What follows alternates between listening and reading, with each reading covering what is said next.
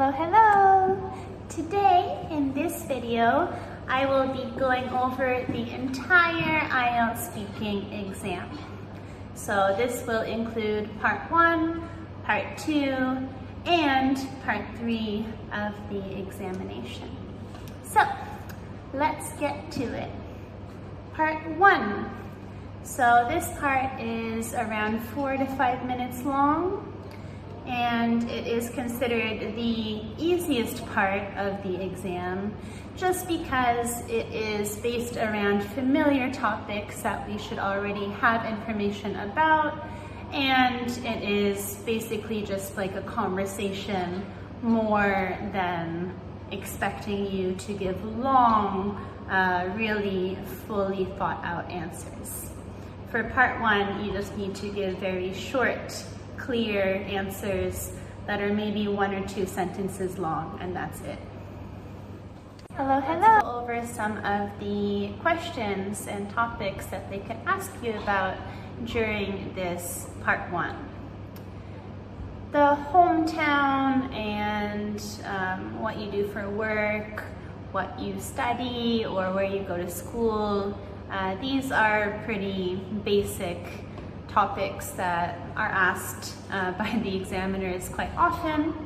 So they might not ask you all of the questions about these topics, but they will probably either choose to ask you about where you live, your country, your hometown, or what you do for work or study if you are still a student. So let's, for example, if they ask me, where do you live? Or where is your hometown? Then I would respond in 1 or 2 sentences. For example, I live in Canada. My hometown is Ottawa in the province of Ontario. That's it. Done. Do not keep talking. We are finished for that question. Then you just sit there and wait until they ask you the next question. Where do you work?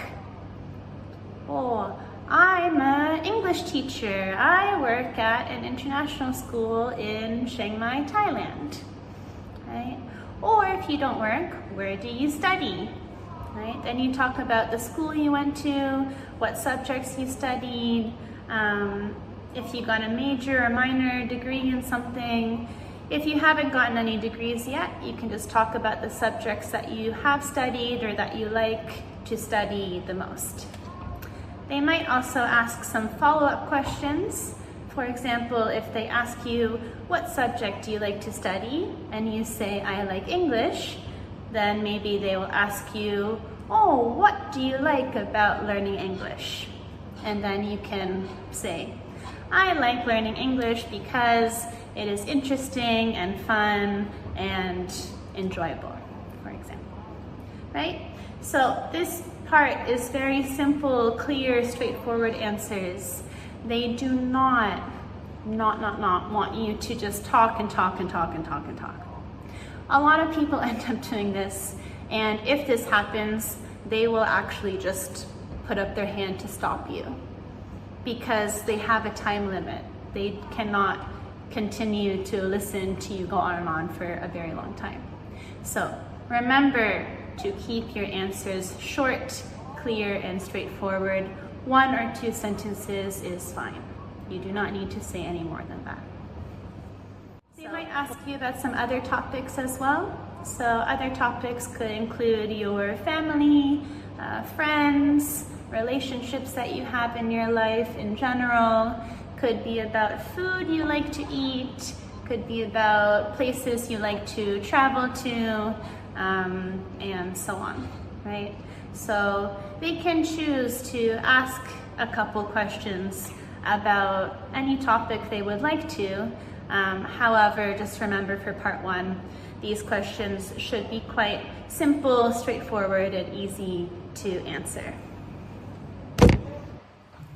The examiner is looking for, especially in this part, is fluency and coherency. So can you speak clearly, smoothly, Are you speaking like a robot? Hello, my name is, right? Or can you speak fluently without stopping? So even if the grammar or vocabulary is not perfect, or if you forget what you're gonna say, you should just keep going any way that you can, because this shows that you can speak with fluency. They also look for the vocabulary that you use. You do not need to use super advanced vocabulary for this part, but you should still use, enough vocabulary, a range of different vocabulary words, so they can see you have that range and you're not just using the same words all the time. They also look for the pronunciation. So are you actually saying the words correctly with the correct pronunciation or not? Can the examiner understand what you were saying or not? And also grammar, of course. So generally for part 1, they will ask you questions using the present simple tense.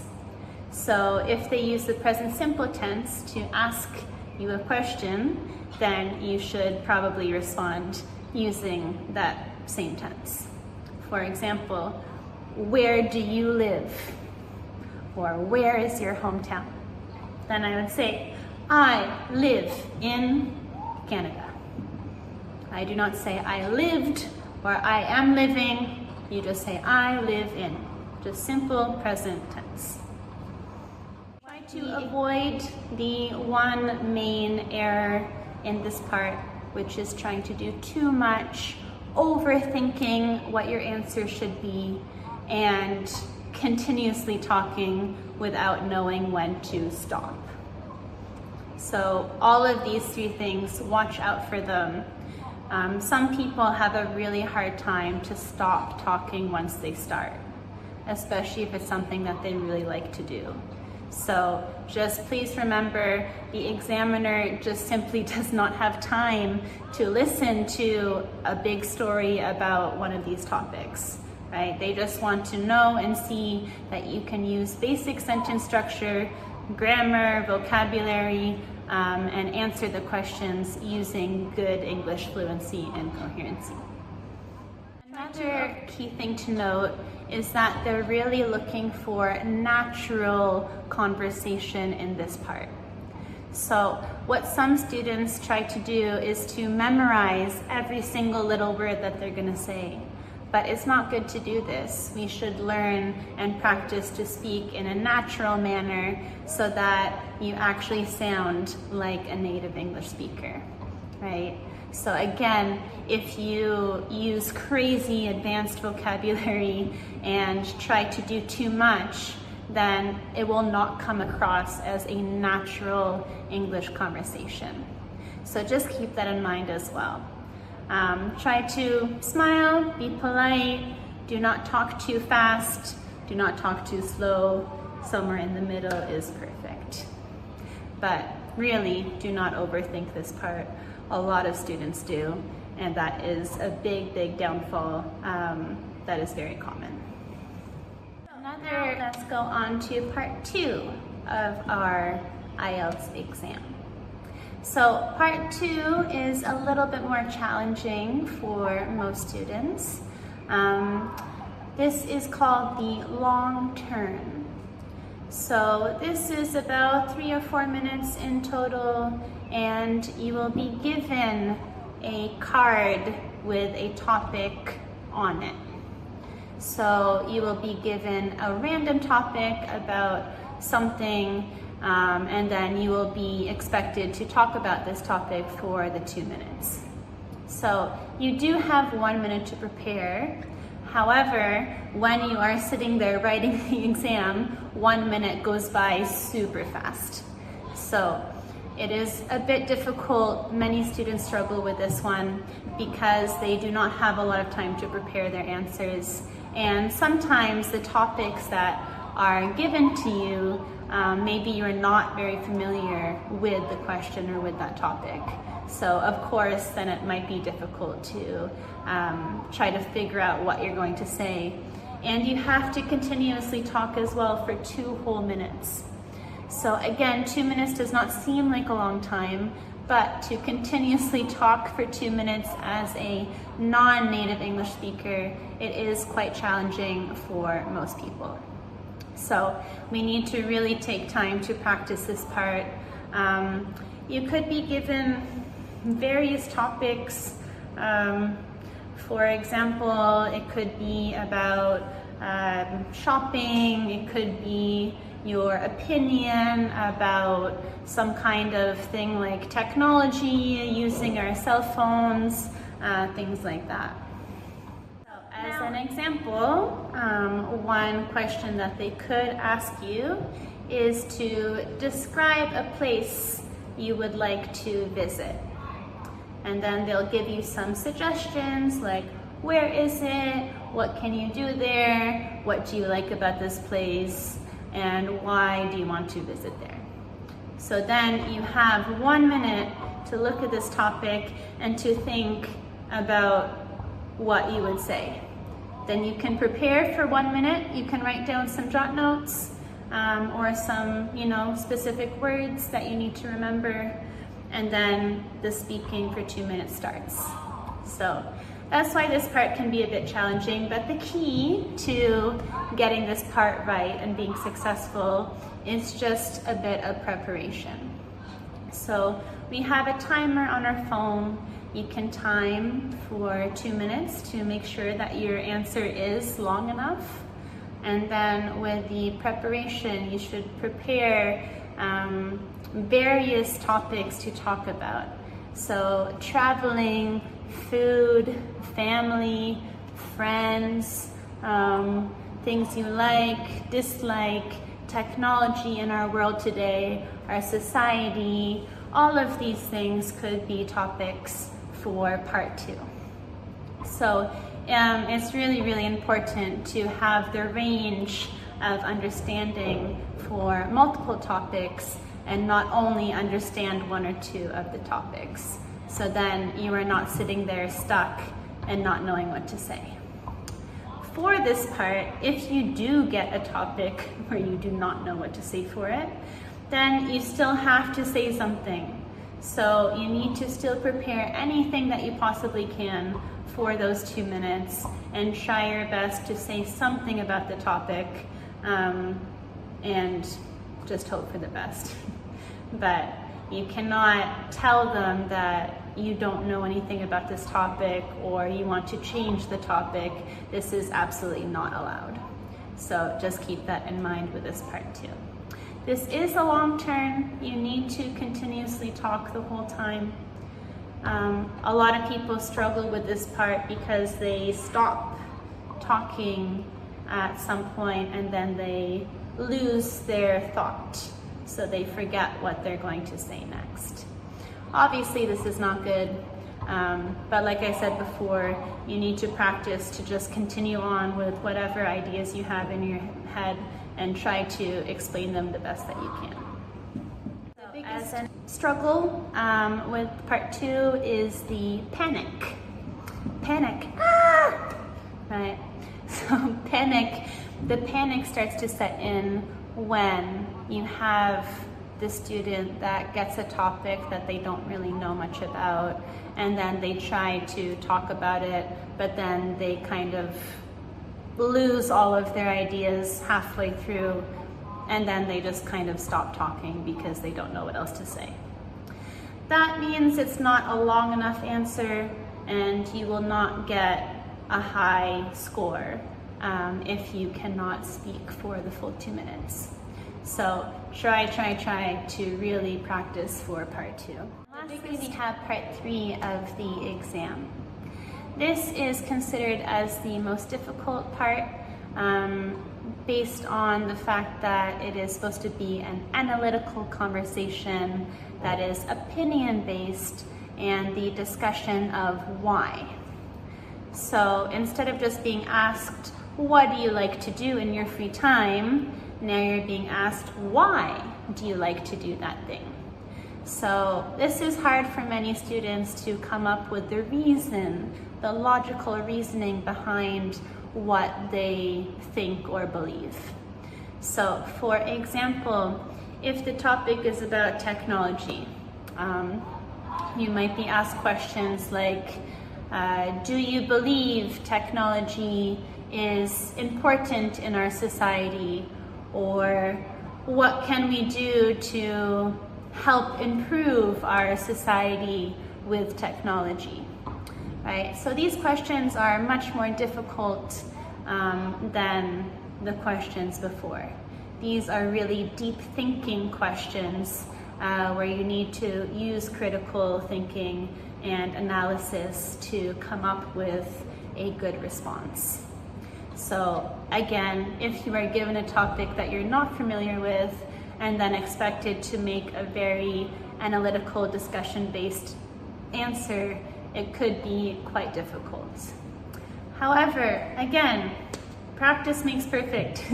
So for this part, just practice, practice, practice. Practice making opinions about things. I believe that, blah, blah, blah, right? Or if you like something, I like to play basketball, then come up with reasons why. I like to play basketball because it is good exercise, it's good for my health, and it makes me feel very excited and happy, right? So you need to think about the whys more than just giving simple answers to everything. So again, just practice, practice, practice is really what makes it easy to pass this part. In addition to asking your opinion about different things, they could also ask you to talk about the advantages or disadvantages of something. Advantages, the good things, disadvantages, the bad things. Could be talking about cause and effect. Could be also comparing different times, like the past versus now, or the past versus future, or now versus the future, right? It could be asking us these things as well. So the main skill that we need to do part 3 is critical thinking skills. And of course, this is very challenging to learn as an English learner, as a student. But again, practice makes perfect, and we should practice using critical thinking skills as much as we can in our daily lives so that it becomes more normal to use this in the exam as well. For this part 3, you do not have any time to prepare. So for part 2, you get the 1-minute preparation. But for part 3, it's the same like part 1. They ask you the question and you have to respond right away. If you have no idea what the answer would be, then you have 2 options. You can either try to say something about the topic, anything, or you could just say, sorry, I don't understand this question. Can you ask me a different one? Or, something like this. And then hopefully they will ask you a different question instead. In total, with all the parts, part 1, part 2, and part 3, it comes to a time of around maybe 15 to 20 minutes long. So the entire test itself is really not that long. It goes quite fast. However, again, they are looking for the coherency, fluency, the grammar, the vocabulary. For part 3, that's where you pull out all the advanced vocabulary that you have learned and that you know to really impress the examiner, and yeah, go from there. That is it for part 1, 2, and 3 of the IELTS examination.